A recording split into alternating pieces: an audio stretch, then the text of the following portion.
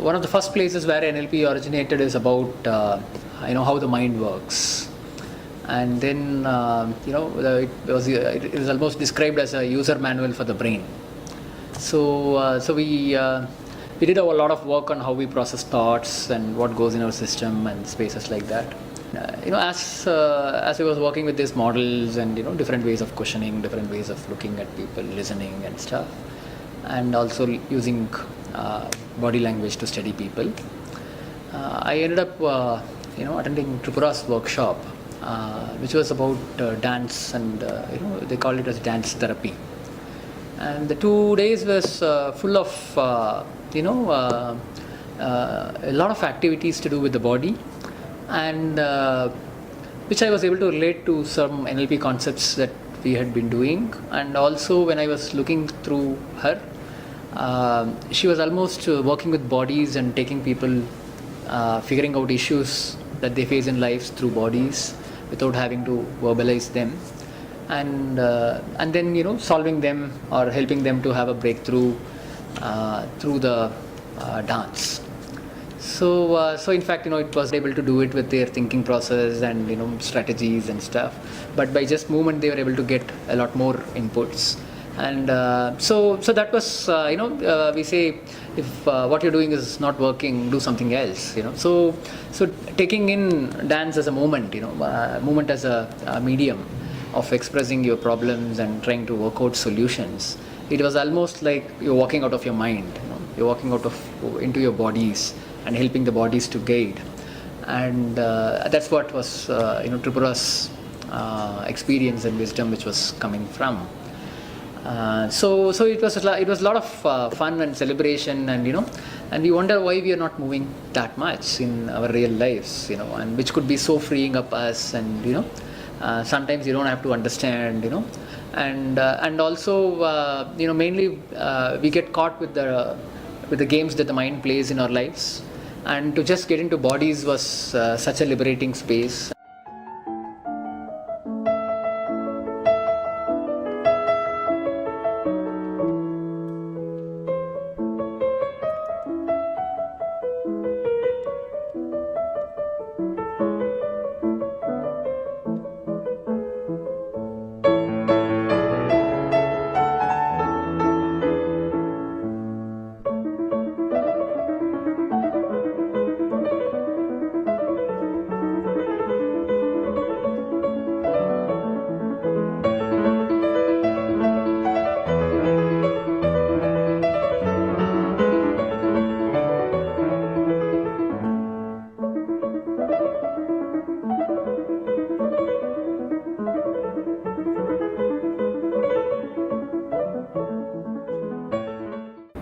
When I'm working with emotions, how to structure the whole activity. It's not about saying, okay, do whatever emotion you feel like, but there needs to be a very clear build-up to that point where they're letting it out. And I think a dance therapist's job is to replace those negative experiences which has happened on the body, because the body is a site for, it's like a container of your whole history, in fact. So the dance therapist's job is actually to replace it with positive body movements, so that even if that same person is dancing to music, through space, or dancing with a partner, or dancing with a prop, or dancing to rhythm, that's kind of replacing all the negative experiences, So you're using the same medium, movement, which in the first place harmed this person, to actually give them a much more positive experience of their own bodies.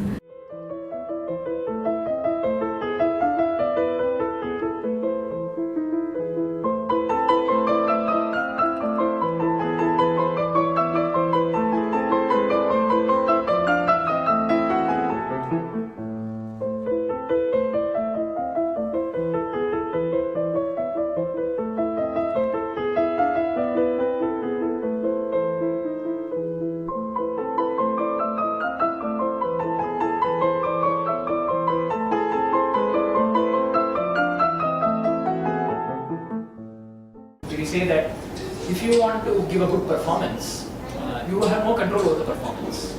But if you catch your state, that will control the performance. The moment you leave your state, then you kind of lose power over the performance. So when you go into a discussion or argument, if you are going to say, I'm going to be free, I'm going to be free and practice being free, and then go to a discussion, as long as you are free, the discussion will be unbearable. The moment you lose this freedom and then you get tensed, then nobody is required. You yourself is good enough to sabotage everything. So that's a good time to say, I need a break. Now if you leave, all that we built is going to be go. Hey, well, give me a break. I'll come back in half an hour. So again, go back. So one of the key questions that we ask in NLP is, are you always meditating upon what you want? What do you want? What do you want?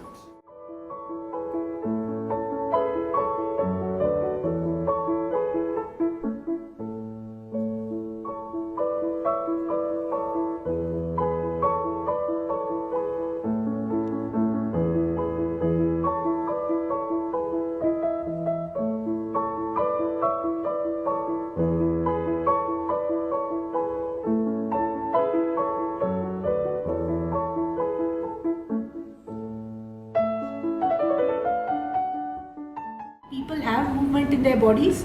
They were born with movement. That is the first thing that people did when they were born. They were kicking their foot, somersaulting, and somewhere they're just reclaiming the movement. They're reclaiming their bodies through movement. I feel, and that's why there is so much of excitement. There's so much of giggling, laughing, which I let go sometimes. I let people giggle and laugh because I think it's a way of ventilation. While you're dancing, you really forget all your tensions and release out your tensions and really realize what life is about and how you can get solutions of your problems.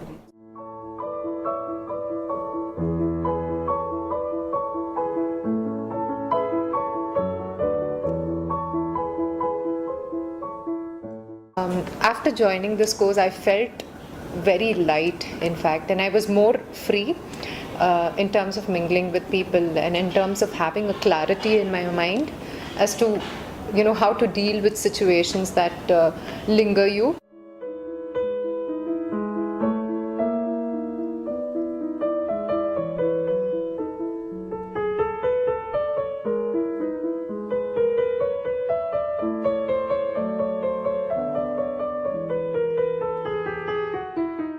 Somebody who's spotting a problem, the hormones are released. They're up for fight or flight. So it's almost they're in a different space. But the one who is going to say it's going to be okay, it's going to be. There's Buddha story, that you can talk about. There was this guy who comes and to Buddha, and they're all sitting, and he comes and spits on him, and Buddha just wipes it off, and then he looks at him, and then he says, "What next?" And the disciple, Ananda, he gets very angry. He said, there is a limit to everything.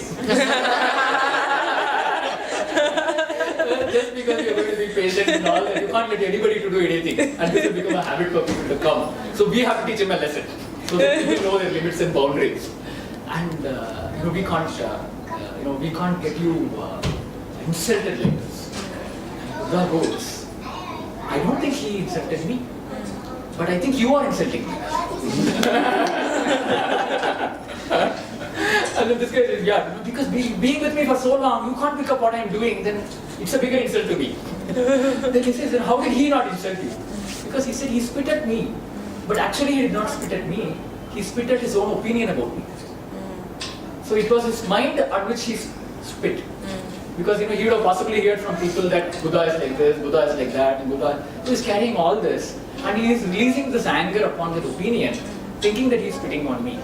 But it is only on that he is spitting. Because he says, through words you can never communicate certain feelings. And it requires some action. And he is doing it in a non-verbal way, which means he wants to give me some message. That he's not approval of something about me or whatever it is. So that's why I'm asking what next. And this guy is stunned. Because nobody ever, after he spit, everybody hit him back or insulted him or banged him. Nobody said what next. So he was so confused. He didn't know what to do. So he just went back. So that day, then another said, okay, that's another way of thinking, and then we settled down.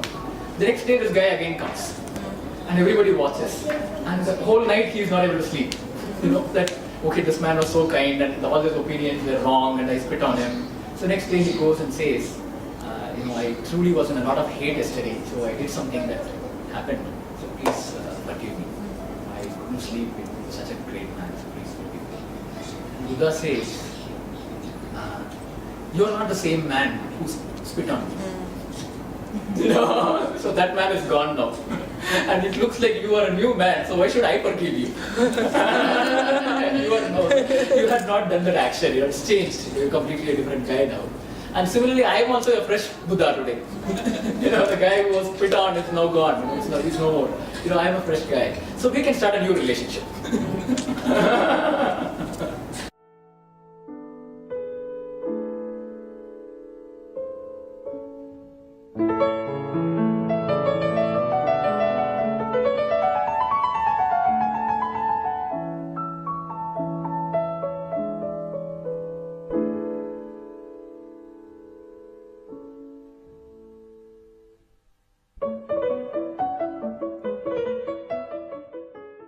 Maybe more than modeling and learning, it was more about growing myself into this place and moving myself, and it's like I have the cycle which I have never used and I'm beginning to use them, and suddenly the cycle is taking me to different places.